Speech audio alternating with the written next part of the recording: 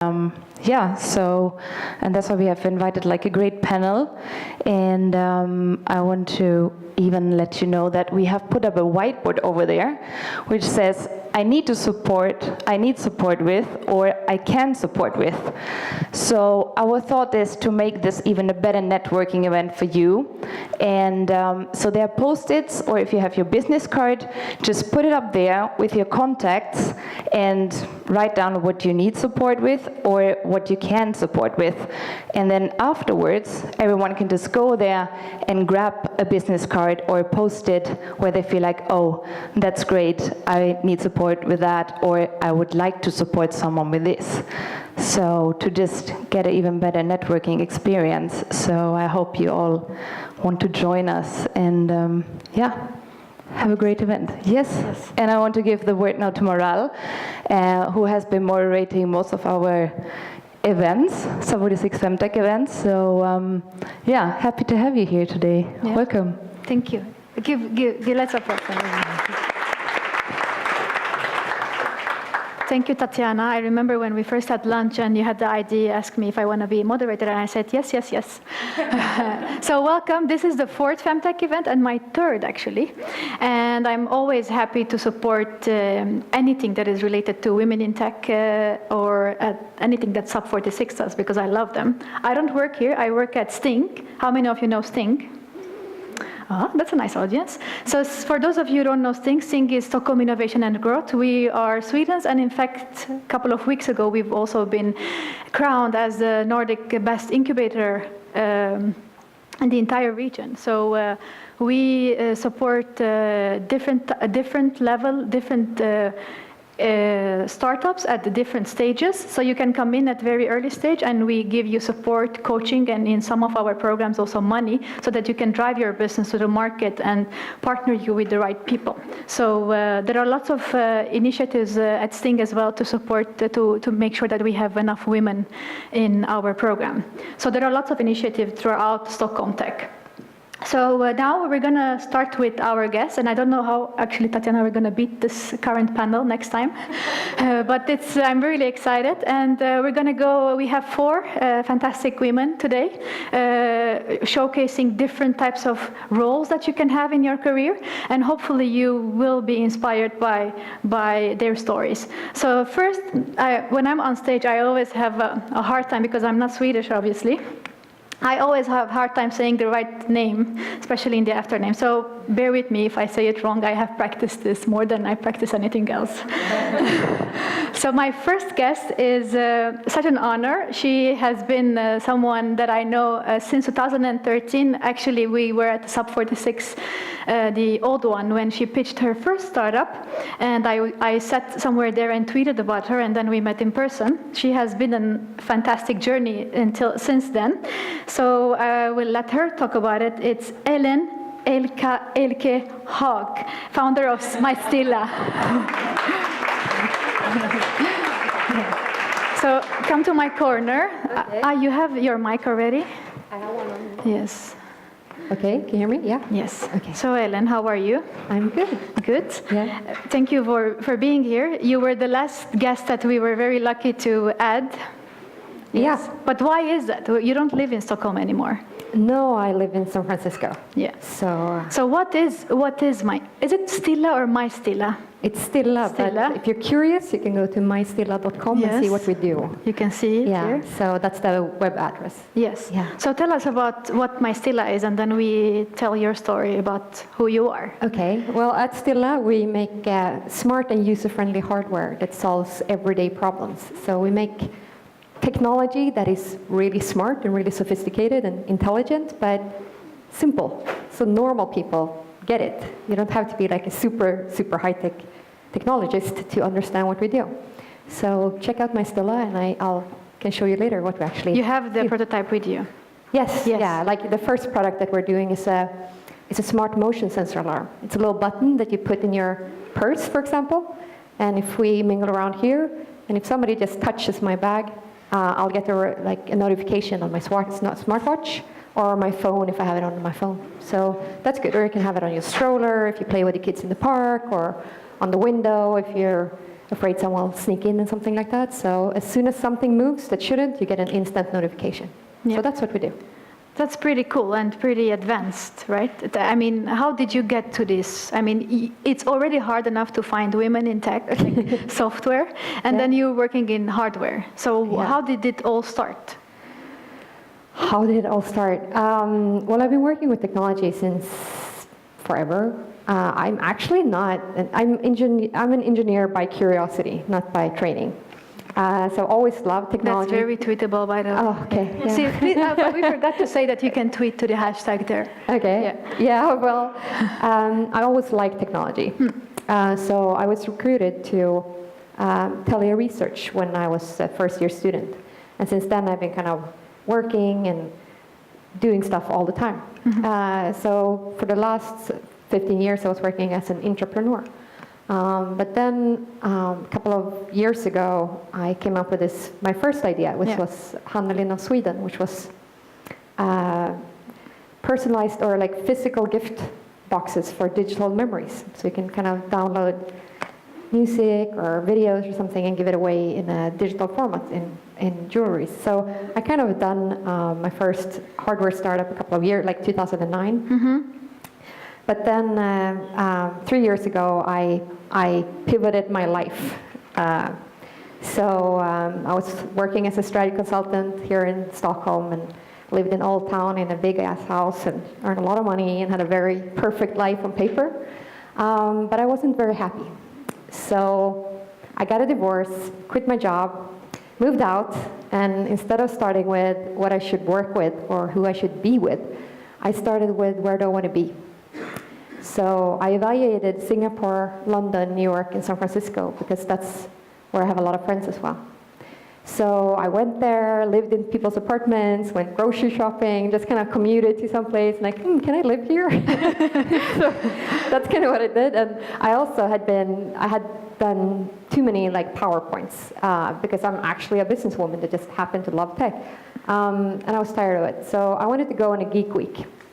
And there aren't that many programs for like 35-year-old businesswomen who want to learn about technology and learn to code and whatever. So I went to Silicon Valley and did my own program. So I went to Stanford and learned how to code. I started becoming a mentor at the Highway 1, which is a startup accelerator there. I went to Singularity University and learned about tech. I did interviews. I didn't know if I wanted to be an intrapreneur, an entrepreneur. I just know that I wanted to make stuff. And I kind of just learned things. Bought my first Bitcoins. At 87 and sold them for 1,100, so that was pretty good still. But no, so I just geeked out for a week, and I just felt like this is where I belong. So that was how I got to Silicon Valley, but it's not that many visas with 35-year-old women who want to find themselves. So I kind of had to figure that out. So I came back, helped out a lot at the old SUP46, consulted with large corporations and startups, helped startups on one side to go to the States and help them with connections, and then I consulted with large corporations on innovation and corporate stuff. And then I got my visa, I sold my old startup, sold my home and everything I owned and got an investor visa, moved over there and kind of, what should I do now when I'm here? Because I actually did not have a plan when I moved. I worked with Adiba, which some of you know, for like 2 weeks until I was recruited to run a hardware accelerator called Wearable World. So it's an incubator, kind of like Sting, but focused on Internet of Things and wearable technology. And I was coaching these I think it was 18 startups from all over the world about primarily hardware. And then one of these days I learned how to code hardware or Arduino boards. And I'll show on how many in my bag. When it moved, it blinked. And when I dropped it on my bag, and it's like I picked up my bag, it started blinking. I was like, you know what, that would be great if it did not only blink, because when you're in an event like this or a cafe or something, you're like always looking at your stuff. And I was like, I'm going to do that. And that's how I came up with the idea. But the last startup took 4 years because I was doing it kind of on the side of other stuff. I was like, I can't do that. It's like too long time. But I'll give it 100 days and see, is it possible to start a hardware company in 100 days? And I did. You did it? I did. This was which year? 2015? Yeah, last year. Yeah, okay. Yeah, so I came up with the idea in May. I kind of did all the A/B testing, and I didn't even know. I had no idea. How do you, like, I had a clue on what I could need, maybe like an accelerometer and some maybe BLE chip. Like, where do you buy that? I had no idea. Yeah. So that's kind of what I had to do. In Network 100 and mingle days. and like ask stupid questions and figure it out and find a team and production and everything and do patents and Delaware Inc. registrations and everything. So that's what I did for those 100 days. So I went from an idea to like a commercial working prototype and patent and everything in 100 days. Wow, impressive. Yeah. And I want to ask things, but when the panel is sitting, but I had one question. I think that you stand out a lot when it comes to networking. Okay. I mean, you're very good in networking, and I can publicly say I'm very jealous of you because she has the Apple CTO as her mentor in Silicon Valley. So when she first told me that, I was like, I want to meet that person too.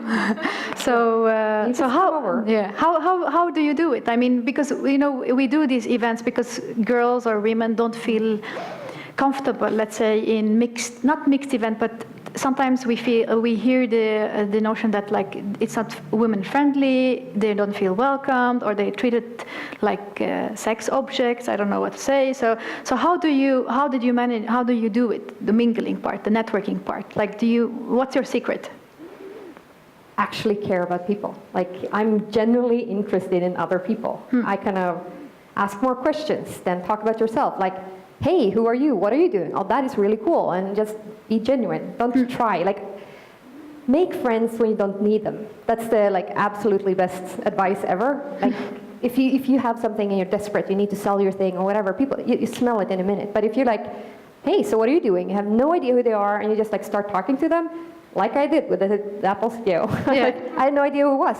And we started talking, and then oh yeah, that's cool. Oh, so, well, that's what I have this idea. What do you think about this? And I have my little Arduino board and a little PowerPoint MVP product, and I kind of want to do this, and it's kind of going to look like this, and I want it to work for the watch. What do you think? And I mean, then I didn't know it was him, so it kind of became natural. So be genuine, don't be pushy, and just actually care about people. Okay. That's probably my best tip. Okay, great. Thank you, Elin. You can sit, sure. And we're gonna take the next guest. She works at what unicorn means? Yes. Okay. Good. I don't have to explain it. So she works at a unicorn at Spotify. Who doesn't listen to Spotify here? Zero. Okay, everyone is a Spotify fan in Sweden and in the world. So she's the director of engineering and at one of the hottest startups and unicorns in Stockholm. Please welcome Elsa Lidén.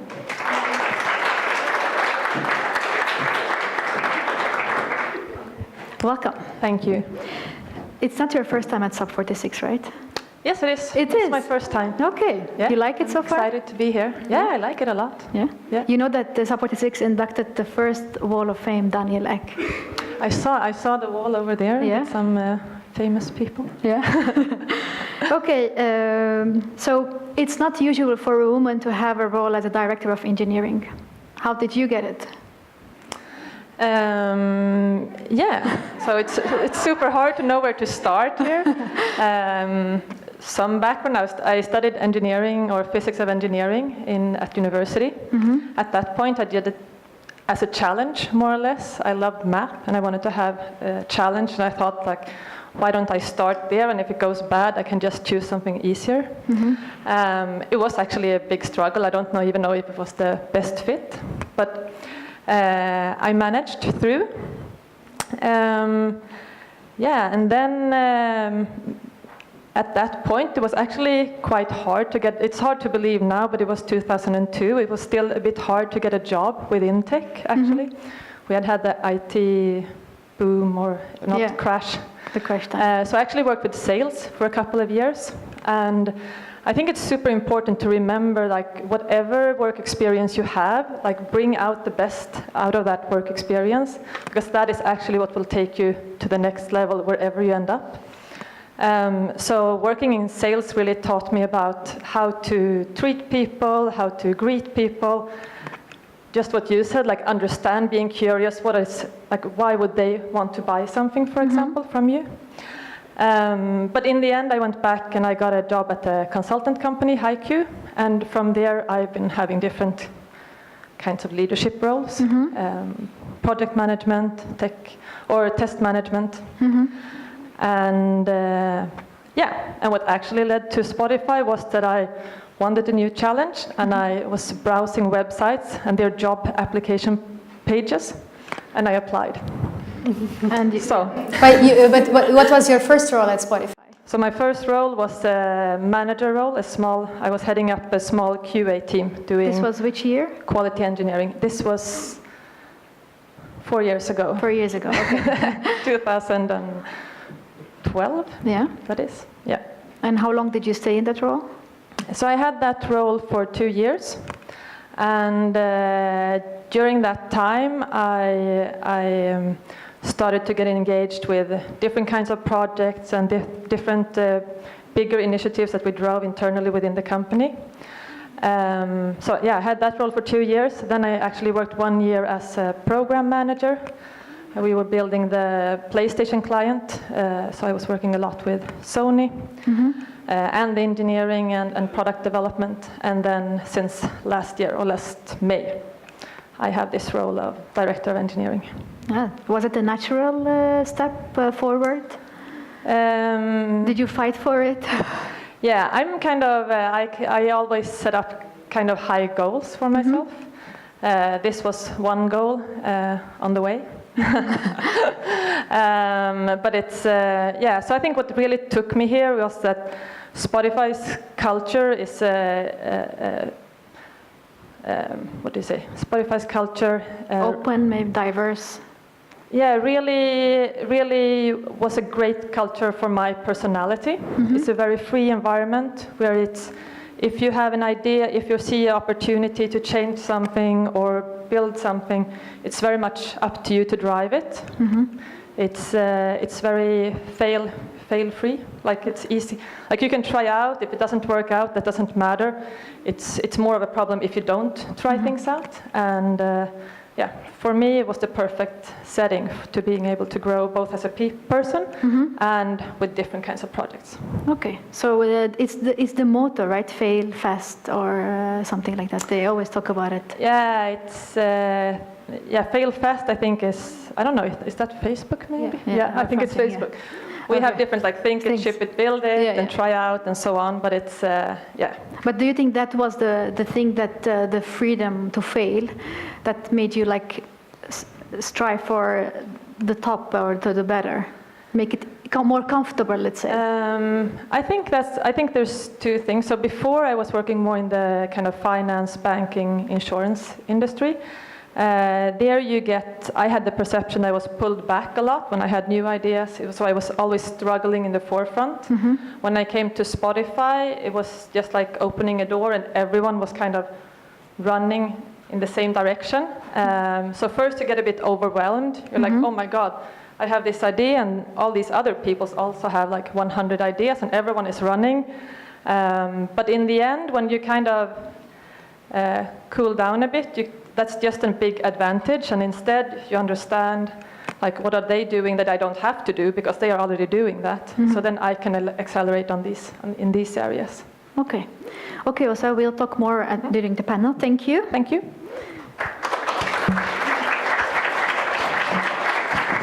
Next is another entrepreneur, founder and CEO of Karma, and she has also other ventures that she is going to talk about. And I know her, Elsa. She's a Sting company, so I can advertise for Sting a bit. Please welcome on stage Elsa Bernadotte. And you sit at SUP46. Yes. I do. All the hot startups sit at SUP46. If they're not here, they're not hot. That's true. Okay. How are you? I'm good, thank you. Thank you for having me. You're welcome. So I'm going to do the routine question, is that to tell us, like, how did you get to where you are today? What were your career choices? Wow. My choices. Well, I started my first company when I was 23, which is 4 years ago. And at the time, I had my background is that I studied at the Stockholm School of Economics, and after that, I was in a classical form of soul searching. I didn't want to do any of the professions that was like the natural thing to do when you had studied at the Stockholm School of Economics, which was at the time being a consultant or in banking. So I didn't know what I wanted to do. I just knew that I didn't want to do that. So the first thing I did actually after university is that I took a job as a receptionist at a gym. And all of my my friends at university, they were like, "What? How are you? Are you okay?" And I think that was my way of like being a sort of a rebellion, because I wanted to like close all the doors that was sort of semi-open, just to think clearly. And that led me to my first job after university, after the other job, where I was a product manager for Chanel in Sweden. I mean, Chanel is a fantastic brand, it's an amazing company, but I felt a bit trapped, because since it is such a strong brand and strong company, they have the Chanel way of doing things. So I wasn't really the perfect fit, at the time at least. I've always been very curious and energetic and driven, which in my opinion is strengths. But when I went in school and at the university and at my first jobs, I was always told that I was too impatient. Then I should like slow down. And I never understood it. I mean, of course I understood what they meant, but to me it didn't really make sense. So I think my journey is a little bit a combination of maybe motivation and desperation. So starting my first company was my way out. Okay. And having my own company is a perfect way to use those sites. And they To go fast. Yeah, exactly, have to. Yeah. So what was your first company then? It's called Pop Fruits, and it's like an ice cream, but it's fruit. So it's 100% fruit that you eat on a stick, frozen fruits. Yeah, very delicious. How many of you have had that before? Wow. Okay, some potential customer or some returning customers? Hope so. Yeah, and so that was your first venture, and then now you're in Karma. What is Karma? Karma is not fruit. It's a new way for retailers to minimize food waste. So it has a correlation to Pop Fruits in that way, because it's within the food industry. But more concretely, if a restaurant or a cafe have any excess food at the end of the day, they can upload it up to Karma and sell it with a discounted price, and it's sent to all of our users. So it's a win-win. Okay, and you have been doing that since 2 years now? No, actually since September. Since September, okay. And how is it going? It's going excellent. Yeah. I can't say anything. No, it's going good. It's really exciting. But are you still doing your both ventures? Do you have a role in your previous? I'm still engaged in Pop Fruits as well. How do you manage time? Well, I don't have enough time. No. So you don't. People tell me sometimes they ask me, "Do you have a life?" Because No. Because I do a lot of things. Is it the same for you? Do you have a life? It's the same. There's like someone sent me a picture the other day. It's like a series, like 4 pictures in one. And at first, it's a small man, and there's a man, and then he has his startup on the side, and then like through time, the startup is becoming like getting into his stomach, and in the end, like you and your startup is just one. And yeah, I'm terrible at explaining, but that's actually how it sort of becomes. You can't really like distinguish if it's you or if it's your startup life. I think it's a lifestyle. It's Sounds a life. terrible. Yeah. No, it's the truth. It's not rainbows and unicorns at the startup life. It's a lot of downtimes and uptimes, right? Yeah. Good. Okay, Elsa, thank you. And we'll continue the chat in a minute after the last panel guest. Thank you. And now, the next but not least guest is, she's one of the latest investors at Creandum, one of the biggest VCs in Stockholm. And when you think of an investor or a VC, the first thing that pops into your mind, including Google, if you Google like VC, is a man in suits wearing something dark, and in his 45 plus. But actually she... And what? No, never a funny guy. And well, when I first knew that she got hired at Creandum, I'm like, oh, she beats all types of stereotypes, and she is very unique in her own way. So please welcome on stage Sabina Wizander. Hello. Thank you, what kind words. Yeah, but you are very unique, I think, in the community. Thank you. Yes. And I first knew about you on a tweet. You were angry. Someone said something. You were like a high school student or something. How many of those questions do you get per week? Fortunately, very few up front, but I do get a few coffee requests in the office that I shouldn't get sometimes. Yeah, I think there are some people still live in a stereotypical world sometimes, but I think it's changing quite fast. Yes, and it's good that we have you to break the mold. Yes. Okay. Now tell us, how did you end up at Creandum? What did you do to get that job? That's a good question. No, but I think just as Elsa, I picked engineering because it sounded really hard. And that's probably the wrong reason to pick a field. So I picked mathematical engineering because I wanted to prove myself. And prove myself to the community. That's a very good question. To just the world, because I thought they saw me as a stupid blonde, which I'm quite sure they didn't. But I needed to prove myself. And then I was also quite sure I was going to go in and do a PhD in matrix modeling, which was terrible idea, since I'm way too social and I don't even like matrices that much. So I didn't end up taking my degree in that topic, and instead of being a hardcore engineer, I ended up as a management consultant. Okay. And that probably suited me and my strengths much better than that. But I found myself in Silicon Valley as a management consultant, working on a project that evolved a lot of technologies, like VR and robotics, and back then we called it automated knowledge work, but I think this year it's called chatbots. And I realized I was on the wrong side of things, so I wanted to move into tech. And I'd worked some extra time advising a social startup that was building a software platform for public procurement to avoid corruption. So I thought I was going into the social entrepreneurship space.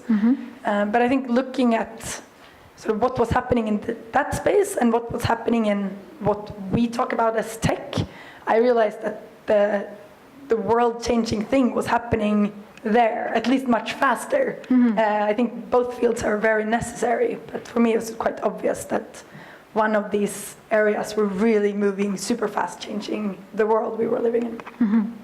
So you choose that. So I chose that. And to tell the secret how I got in contact with Creandum, and I wanted to go into venture capital in Europe, and I didn't know anyone who did it, and I thought I needed some MBA from Stanford to do it.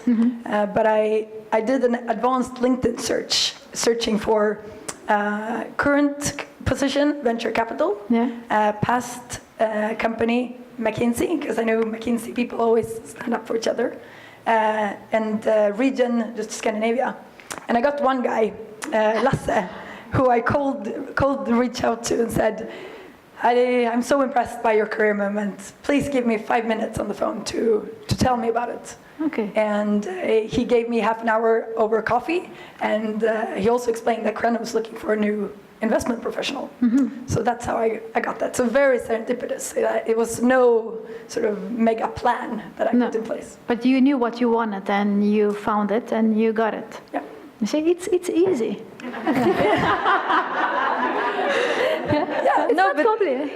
But really, I think the normal.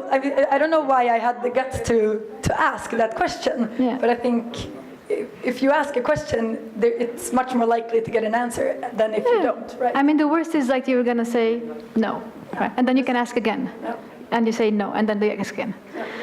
Okay, and how do you deal? Do you feel welcomed in the investor world? Like, do you feel like you belong there? Do you suffer from being a woman? I think, like everyone, I have a lot of ups and downs in terms of how I see myself fitting in or not. I think it's such a diversified, even if it's just men 40 plus, most of them are still super aware about gender inequalities. So even if there are a few assholes or a few sort of just oblivious people at each event, there's always other men that's picking up on that. So I think I always feel very welcome. I think the biggest, maybe, it's not a challenge, but where I miss out is where it's still, like I think most other industries, a lot of informal events where guys, even though they have only met 2 times, schedule tennis dates or like a beer out, and they're obviously more hesitant to do that with me. So I think that's if there's any glass ceiling, maybe that's the glass ceiling. Okay, but maybe it's changing. Maybe the activities are becoming different now. Yes, I think so. Okay, thank you, Sabina. You can sit and we can discuss. You will share. We have 2 mics. Both of them are open, so you can share. I'm going to ask some questions, but I want the audience to be also asking questions. So I will start my first question, and then I'm going to turn to you, and I hope that you have a question to ask for the panel. So you were talking about business, tech, and so on. Let's define something. What is tech? Is there any business that doesn't have tech today? So you can... Only bad businesses. So what is tech? I mean, you are like 2 entrepreneurs, 1 hardware, 1 software / consumer hardware, Spotify consumer, but also engineering, and you're an investor. None of you code every day, right? But you still have top positions in tech. So what is tech? I think I was thinking about this a bit, but I think for me, tech is more or less anywhere where you have some kind of software or hardware engineering involved. So it could be anything from. But I think this can differ a bit, between business. But if you look at me and where I have the possibility to go into different positions, if I continue, it could be healthcare, it could be insurance, banking, but it could of course also be this more kind of internet services and so on. Okay. So for me, tech is more or less anywhere where you do software engineering. Okay. And I think maybe if I would sort of lead the question on to sort of women in tech, I think it's not, the only important question is not to get more women to code, but I think when we talk about tech is eating the world, software is eating the world and everything. I think, at least from my perspective, it is the next sort of industrial revolution, and the important is that there are women in leading positions sort of driving it and making sure that technology is adapted to the 50% of the population, that there are sort of role models for other women to follow, because everything is going to be digital in a few years, and we've just caught up in a lot of other industries where we've reached gender diversity. And I think if we don't make an effort now in tech, it will become less diversified maybe, because sort of these tech companies are becoming increasingly important. You want to add something? No, and also I would say, I mean, to define if you're in tech or not, just look at where are your business creating its core value. Is it through a technical platform, a technical solution, a technical product? Well, if the answer is yes, then you're in tech. Okay. I think that we always hear like there are no women in tech and lots of negative vibes around the topic, but maybe we are asking the wrong questions. Are we asking the right questions? Like when we say, why are there not women in this event, for instance? Not today, I mean in other events. Today we only have women. There's no equality today. But I mean, are we asking the wrong questions, seriously? Is it false to say, where are the women in tech? I would say no. I mean, it's a really important question, but I think the most important thing is to ask that question to the right persons. I mean, of course you can ask it to us, but we have apparently already chosen to be in tech. Yeah. So I think the important thing is to ask it to those who actively choose to not be in tech. Because that's where you will find the answer. Maybe we can do a poll. How many of you think that when we say women in tech, it means to code and engineering? Okay, don't be shy. This is a safe, comfortable, yeah? Okay, very few. So everyone else knows that you can be other than coder or engineering. That's good. Someone wants to add something about asking the wrong questions before I ask the audience if they have a question? I think, but the thing is, for me, it's coming back to curiosity. It doesn't have to be in tech or not tech. It's just, why aren't more women interested? It's fucking awesome. It's like, you can build stuff, you can make things. And it's not, people are like, oh, is it hard to be a woman in tech? Or is it hard to be a female founder? It's like, what? I don't even understand the question. It's hard to be a founder, like, period. It's really, really hard to make a startup. A hardware startup, it's nuts because it's like exponentially even more complicated. But I mean, engineering is hard, patents are hard, visas are hard, contracts are hard, product market fit is hard. Having boobs, it's not hard, it's just like biology. That is not an issue. It's like, that's not complicated. But to challenge that, getting flirty texts from tech journalists in the middle of the night, that makes it harder. Yes, yes, it does. But then again, I mean, I'm obviously pretty female. Yeah. But I've always been in very male-dominated environments. I went to the army and did that for 15 months. I've been working for like research engineers, and yeah, you have that. And now, the good thing, I'm not young and promising anymore. I'm just promising. So it was harder when I was like 22, and like came in at Telia Research and was sitting with like the executive team of Telia and came to conferences and was working at the really senior level, and it was like blonde and blue eyes and like 22-year-old, and they were like, oh really? What do you bring to the table until you actually know what you're talking about? And like, oh yeah, what about this subserver and blah, blah, blah. You actually knew what you were talking about. Then it's fine. So it's harder to be a woman in tech because you have to prove that you're not only blonde and blue eyes. But when you get over that, it's more like, it doesn't even become me anymore. It's like my body, your body. It's like, are you really that sad that you kind of have to kind of do that? It's like pathetic. And I just look at them and then I walk away and I do other stuff. So it's like, it doesn't even bother me. It shouldn't have to be that way, but I think if you don't see yourself as, if you don't see the problem, it kind of goes away. I don't see myself as challenged or that it's a problem that I'm a woman. I'm more like, hey, it's like an unfair advantage being a female founder. I can go on panels, I get invites. It's like, seriously, it's like a smorgasbord of like opportunities. If you're just there and don't let anybody get under your skin, like go out there and like, hey, we're kick-ass. We're like, entrepreneurship and tech should be like a female sport. It's like endurance. It's like, you have to have grit and perseverance, and women are great at that, and we're smart. So it's like, go out there. It's a great playing field, and you can do so much. So just don't be afraid. Okay, listening to you, it means that it's an advantage to be a woman in anywhere, not just tech. I mean, it is. I mean, I don't complain. I think it's awesome. So. Anyone wants to add something? No. Okay. No, but I think I think that it's a great point that if there's a lot of the negative sides that doesn't have to touch you unless you become very aware of it. Or I think there's a lot of things happening in your head because you're used to thinking you need to prove yourself.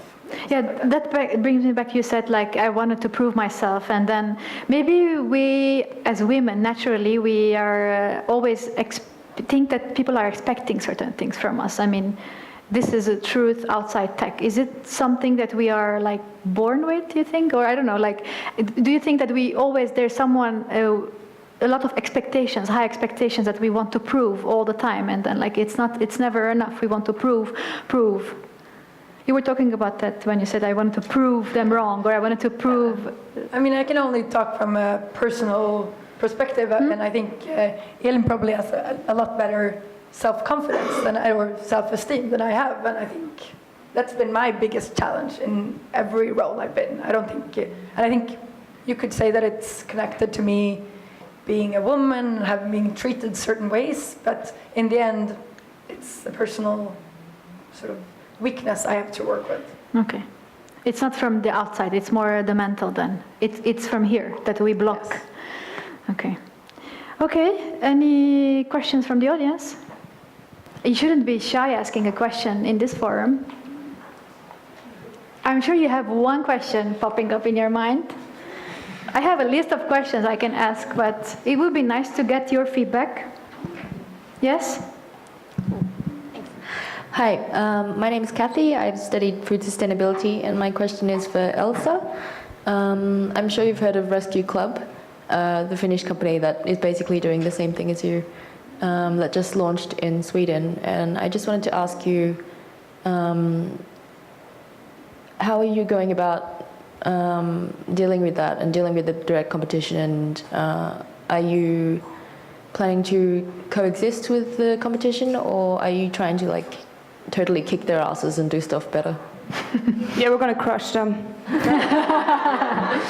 No.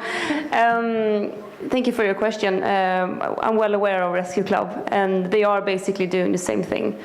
For one, yeah, we have a time to market. We need to be fast. So we're working quite hard right now to be fast. But also the idea of our idea is, it's not rocket science, it's a quite simple idea, but it's still not existing today. So we have to change a behavior, and from my own experience, it's not the easiest thing to do. So having other players on the market can actually help us. I mean, both on the user side, to actually start thinking in this way that you don't have to buy food lunch at 12. You can buy it a little bit later and then save food that is left over. And also on the retail side, for retailers to actually think in this way, because when we have been walking around and talking to all of these retailers, they just they see it as a default, that they just, well, that's the way it is and it's always been like that. And we want to prove them wrong. So we are going to kick their asses, yes. That's the spirit. Okay, yeah, you have a question there? How do you keep yourself updated with technology? Being a woman and in a family, then you have other life as well apart from your career, right? So how do you keep yourself updated with the technology? Can you repeat the question? I didn't hear it first. How do you keep yourself updated with technology? What do you do to update? How do you keep yourself informed and updated about the technology in general? Yeah. Is there someone specific you're targeting your question to? Anyone. Anyone, okay. Maybe Elsa can take that, Director of Engineering. Yeah, I would say within Spotify we have a very kind of active community within tech. We're both sharing anything from articles, meetings, and so on, yeah, doing kind of pure like work on that to just make sure that we stay on top of things. I think what's a bit unique in tech, and especially between, I don't know the whole industry, but like, yeah, Spotify and these bigger internet service companies, is that there's a very big exchange between companies. So actually our CTO meets up with other CTOs, they share experiences. Mm-hmm. There's a very very friendly and very open and transparent. You don't think so because we're in competition many times, but at the same time, we kind of try to help each other and grow each other, which I think is kind of amazing. I guess a lot of that is happening in San Francisco or driven from there, but I think cross Atlantic that is also happening a lot. So that is one important part, like networking and so on, but then also sharing within the company. I think it's also like what's super important, especially as you grow, as Spotify has done, it's to leave space for developers, UX, whatever happens, product and design and so on. We have a lot of space for all the teams to do hacks, to be able to, like they read about something, they try to implement it, they check if it works. If it works, they ask, can we do this in a larger scale and so on. So if we would try to share the information top down, it would be extremely hard. Instead, we try to make sure that everyone can share what they've been reading up on and so on. Yep. Mm-hmm. I think what Sabina did when like Googling or like going on LinkedIn, and in this case, like I want to be a VC, and who's that? If you're interested in a certain topic, like right now I'm into Elkehag, like I need to know about like LoRa or like low power, long range networks and other stuff. I just go, okay, who's the smartest person in the room on that? Like who knows more about this than I do?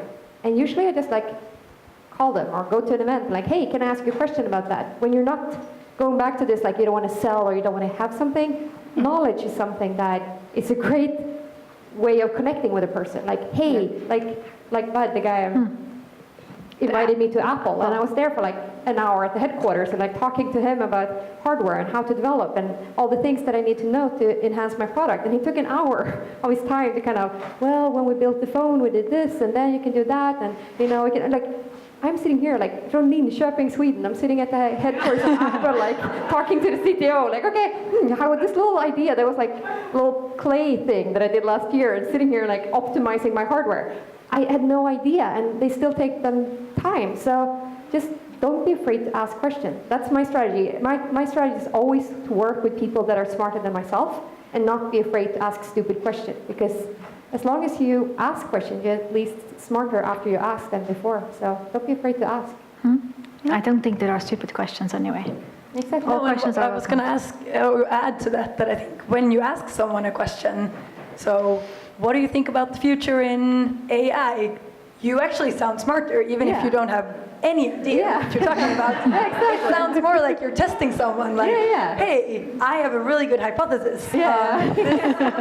What do you think? So I think, not being afraid to ask is great. Mm-hmm. That's always easy when you're working, but having my experience when I entered my maternity break, coming back to technology was a difficult time. That's where most of my friends are facing problems with too. So after a 3 or 4 years break, I see a leap in technology. How do I get myself updated, and how I'm going to sell my CV out there? That was the biggest challenge, and most of my friends are facing the same thing. Maybe that if we can bridge that gap, maybe then it answers the question why there are less number of females in technology. Yeah, but I mean, there's a lot of good like online communities and bloggers and stuff like that. And I mean, just Twitter has done magic for that lady over there. And I mean, it's like, that's true. Yeah, so you can ask even online, even if you're at home and taking care of your kids, and you kind of send away a question. Or Cura, I love Cura. I think it's awesome. There you can ask a lot of questions like, okay, what is the latest trend in XYZ or whatever you're interested in? And some other awesome person is answering for you. So you don't have to meet face to face if you don't have to. Or you said something like you need to be curious. Yeah. And I think that even as a mother, you are always curious. You remain curious, and you have some time, like half an hour a day, that you can read at least not everything in technology, but at least the things that are of your best interest. Yeah, but your challenges are different to solve then. Yeah, there will be always challenges, right? Yeah. So you have to find the best that fits you. Yeah. Thank you. Welcome. Any more questions? Yeah. Can we have the mic back here, Karin? We have 5 more minutes. Thank you. Yeah. I was just wondering, we usually talk about women not applying to VCs or applying to incubators and all of this, and that this is one of the reasons why women aren't in tech. Have you seen anything, and especially you, Sabina, a way to kind of prevent this or do something about this? Just the fact that women are not applying. To encourage more women to pitch to VCs in this case. Yeah. I think it's a really good question, and I think we have been asking ourselves a lot, that is our normal way of sourcing companies, does it work as well for women as for men? And I think you could answer that question with no, because we do a lot of sourcing through our networks, and even my professional network is dominated by men. So asking someone, asking my network, who should I hire or who should I invest in? It's likely that the answer will come back in being a man. And I think there's a lot of things to do from the investor community to be more approachable, to look for other traits in founders when evaluating them, because it won't be the exact same skill set, or they won't look like Daniel Ek, even though you want them to. But if anyone has good advice, and the panel as well, for me as an investor to get in contact with more female founders, I'm very happy to receive them, because I meet very, very few. We always say that we want more female founders to pitch, and then the media says there are no women founders getting funded, and then the VCs said there are no women who are pitching. Obviously they are there somewhere, so the question is, how do we find them, right? How do we find them? Well, we're here. Yeah, you're here. Yeah. Yeah. And I have a hypothesis I'm trying out. I'm collecting the data to support it, so I will come back in a month or two hopefully supporting this. But I think there are fewer female founders, and I think one of the reasons is that people still found companies with their old buddies. So I've been asking every team I meet, how do you know each other? And most founders, or many founders, know each other from junior high, and that's then if there are more men that dares to start a company, they will drag along a full founding team of just men in most cases. I think that unevens it much more. Yeah, I totally agree, because I think, the reason why you, Sabina, for example, meet less female founders is just because, like you said, there are less female founders. So I think the real important question is, why is it less female founders? And I think it starts really early. I think it's a cultural thing. When I talk to my team, which is all guys, they started coding or being involved within technique in some way, could be video games or computer games, when they were like 10 or younger. When I was 10, my peer group, they were playing football and doing math, which is not really like a typical female thing to do, but that was what my peers did, so I did the same. Okay. If they would have been sitting by their computers, I would have done that too. And that's what my coworkers did. They were actually like sitting, coding together, like a social thing. So I think we need to start really, really early, because the environment is crucial. When I started Karma in September, I hadn't coded a line. And because my environment hadn't really welcomed that. And now I've started to learn to code, because I live with coders. So I think we can do a lot when, boys and girls are young, and try to include it, so it's also a social aspect. For girls, because it's usually mostly for boys are interested more in those sort of activities. Yeah. Okay. That's why there are lots of initiative, like at SUP46 last week, to teach kids to change the educational system and use coding. Do you all think that would help to change if kids learn to code in schools? Yeah, I think of course, coding is great, but it feels a little bit like you have to start young. And we look at the audience, and everybody is not like 11. It's like, okay, you're 20 to like 45, I don't know. No. What I want to say is that it's not too late. I started when I was 35. then I like, oh, okay, I don't want to do this, I want to do that. And I like totally changed my life. I didn't know technology enough, so it's not too late. You can actually learn a shit ton, even when you're old, as me. And I mean, that's the thing. You can't give up too early, and you can learn these things. And the thing is more to dare. I think that is I mean, it's nuts to be a founder, but it's also very, very liberating. But one thing, living in the States now versus Sweden, is like, why on earth isn't every single Sweden entrepreneur? We have so much, we're walking around in like a pumpish country. Like everything is like so safe compared to the States. We have like, even if you lose all your money, if you're like not a drug addict and whatever, society will take care of you. You will actually have roof over your head. You will have health care. You will probably have food. Go to the States, you will have nothing. Even if you get pregnant when you're an entrepreneur, you will have some kind of support.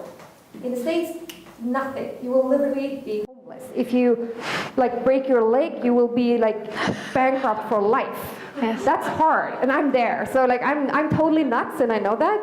But to be kind of normal and be here, it's like really, really safe, and it's really rewarding to build something that you created. It's kind of like a baby. You have this idea you just intensely want to do, and do it, because Sweden is great for entrepreneurship. So don't miss out. It's awesome. Yeah, and I think also don't quote me on this, but there are so many guys that shouldn't be entrepreneurs that are trying to build companies. So I think, and there are so many, I mean, super smart, super creative girls that aren't. So I think the least you can do is just spend 1 year instead of, I don't know, taking a master, trying out that idea. Yeah.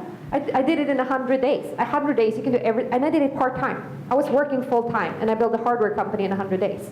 So, I mean, that was like evenings and weekends, and I still made something. So, I mean, you can do it if you just want to. If you want to. Can I just? Yeah. I mean, I totally agree what you're saying about it's about daring, because, and also I want to emphasize, like, we can really encourage each other, because the funny thing is that I had been talking for a couple of years that I wanted to learn to code. And people around me said, it's too late.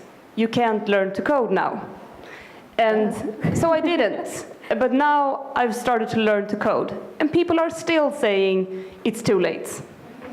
So, and that's bullshit. So don't listen.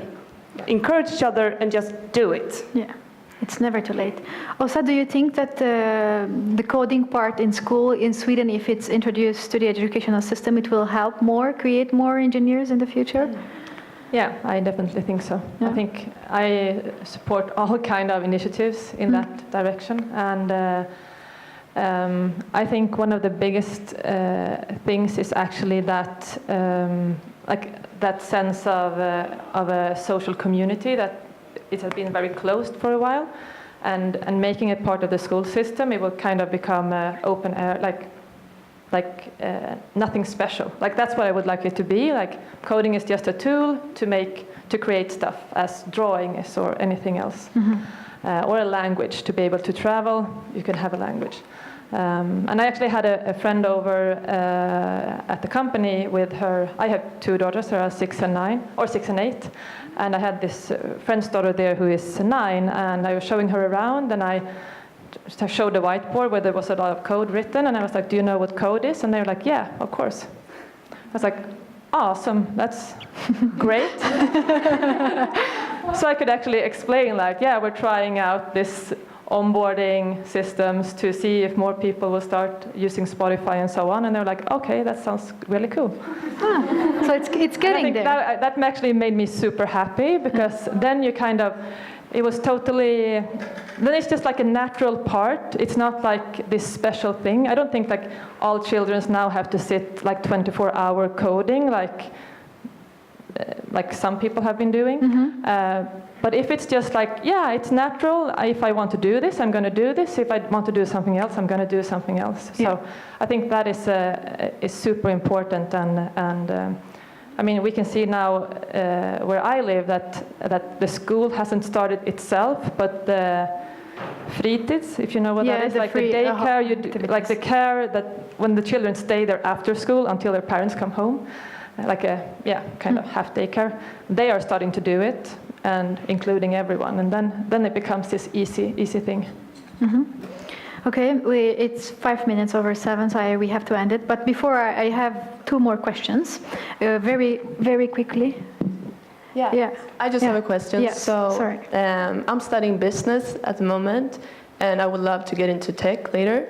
But my question is really like, is coding crucial? Do I need to like add it, or should I add it? Because it seems like all of you, like you have coding in your, you've taken that, whatever you should say. Yeah, so I haven't coded myself in many years, to be honest. I don't think it's crucial to have a lot of coding, but it's really an advantage if you understand it. So it's like to do basic coding is like studying a crash course Spanish before you go to Spain for a year. Kind of, you don't need to know it perfectly, but if you can say, hello, I want to buy food, I want to do this, thank you very much, where can I get help?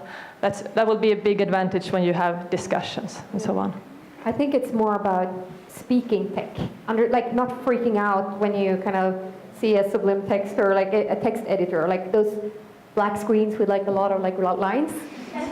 That I had no idea. I'm a businesswoman. I learned how to code like when I was 35, and before my first startup, I had like a web store, and I kind of wanted to change something in my Ticktail thing, like just something, and just the feeling of being able to go to the source code and just change stuff, like, oh, I wanted to say something different, and kind of read it and kind of figure out, like, okay, if I change it there, it should work, hopefully, and just run it, and it actually works. Like, I was like jumping up and down for like an hour, like, ooh, I'm such a techie, you know. It was like ridiculously easy, but just that feeling of understanding. But also, when you are a manager, like I have a programmer, I have other people doing it, but just to say like, okay, why should we do it in Ruby, or why should we do it in whatever language, or just have an understanding of technology, I think is important. So you don't have to have the details, but the understanding, so you speak the same way.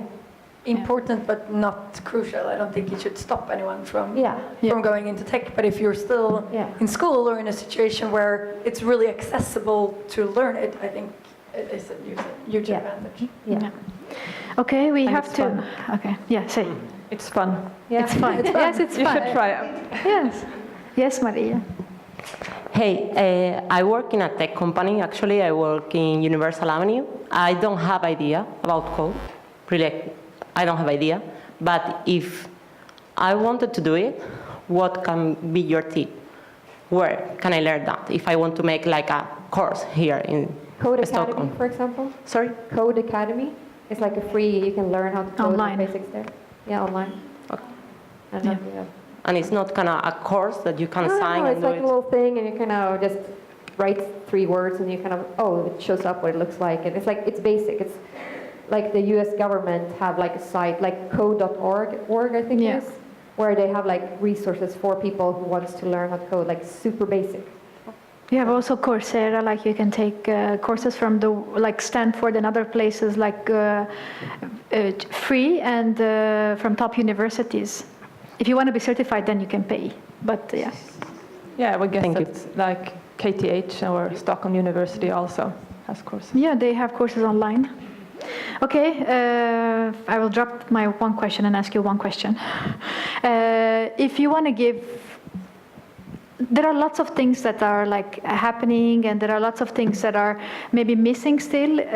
But if you want to, in the community as a woman in tech, in each of you in your different roles, but if you want to give one advice or see something actually like change, what would that be? What would you want to see change in the community? Like in this area? I want more women to ask for it, ask for help, or ask for whatever you want out of whoever you're talking to. Okay, now I'm going to put you on spot. Are you available to like speak with them, if like a 30-minute fika at Startup Cafe to like? I am, but I know you're asking that because I have to leave now. but you are ready to mentor or help someone, like to help them like 30 minutes every 6 months. Yeah, sure. Can they contact you for 30 minutes? Yeah, I'm not around here for the mingle afterwards, but everyone can reach me at Sabina at Creandum. come. Yeah, or I can't LinkedIn, we can everyone, find you, young. But I can answer questions for everyone, of course. Okay, and she is very active on Twitter as well. Wait, Carle, we have to wait. Okay, so yeah, and Elsa, or whoever wants to go next. Yeah. Well, I would. Can I agree with some? You can agree, yeah. No, but I mean, no, I think one good advice is for everyone to just do it. Don't talk about it, just do it. And don't expect things to be given to you. I mean, take it. Yeah. You take your opportunities. You create them, like you all did, actually. I mean, you don't get what you deserve. You take what you deserve. Very tweetable stuff. I'm sorry, I'm not tweeting today. Yeah, I think I would say what really helped me throughout my whole career was that wherever I ended up, which workplace or school or sports, I tried to find a couple of people that I looked up to, that I thought was like, these are really inspirational, or I like their style and so on. And very often I kind of chose them as my mentor, whether they wanted it or not, and just kind of asked them like, I would like to have advice on this, so I would like to do this, or this is my next step, or I'm in trouble, could you help me? Because whatever they said, I really listened to, and so my advice would actually be if you want a mentor and so on, seek someone where you are or someone's connection and ask them to kind of be that person for you. Don't wait for someone to make that connection, because the possibility that is good is quite low. But if you find someone that you actually look up to, admire, and get inspired by, you will really listen to everything that person has to say. So that's been my key. Wherever I am, I try to find the person that could actually be my support when I need it. Mm-hmm. I would say dare. I mean, failure is not so bad. Like, it's not deadly. So just dare, follow your dreams, follow your passion. And I remember that most people, like, the only thing, people don't regret what they do. They regret what they didn't do. So just try. That's probably my advice. Okay, I have to wrap up because, yeah? One thing about the community. No, yeah. I think that one thing that we haven't mentioned is that I think it's really great with initiatives like this, because from what I've seen from like friends of mine that are guys, they've said like, oh, but I've seen him and him and him do that, so I can do it. And I think that it's important that, I think it's good with initiatives like this that you show other women that there are women doing it, because then I think it's easier for us to feel like, oh, but if she can do it, I can do it. Yeah, exactly. Because it's not rocket science, it's just hard work. Yeah, we used to be more visible. Okay, Sabina has to leave, but otherwise everyone else is staying a bit, so if you have more questions, you can ask them in the mingle.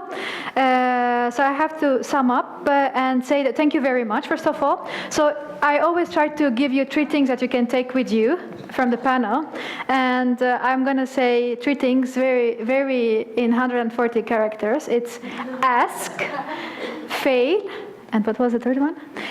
Create your own opportunities. And thank you very much, and please stay for the mingle, and don't forget the board, like what can you help and what you need as well. Thank you very much.